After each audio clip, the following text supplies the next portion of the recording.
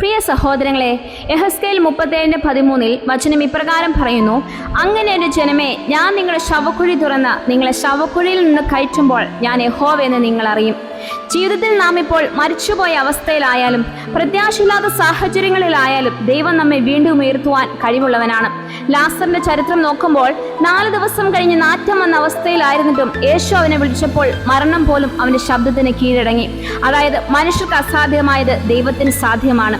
വചനത്തിൽ ശവക്കുഴി തുറക്കുന്നു എന്നത് അവസാനമല്ല, അതൊരു പുതിയ ആരംഭത്തിന്റെ സൂചനയാണ്. ജീവിതത്തിൽ നാം പല രീതിയിലും തകർന്നു പോകാം. നമുക്കിനി മുന്നോട്ട് ഒരു വഴിയുമില്ലാത്ത അവസ്ഥയായിരിക്കാം. എന്നാൽ അതൊന്നും നമ്മുടെ അവസാനമല്ല. ദൈവം നമ്മെ അവിടെ കൈവിടുകയില്ല. ദൈവം പ്രവർത്തിക്കുമ്പോൾ മരിച്ചവ ജീവിക്കും, അടഞ്ഞത് തുറക്കപ്പെടും, ഇല്ലാത്തത് ഉളവാകും. അതിനാൽ പ്രിയരെ, നാം ഏത് അവസ്ഥയിലായാലും പ്രത്യാശ നഷ്ടപ്പെടാതെ ദൈവത്തിൽ ആശ്രയിച്ച് ജീവിക്കാം. ദൈവം എല്ലാവരെയും അനുഗ്രഹിക്കുമാറാകട്ടെ.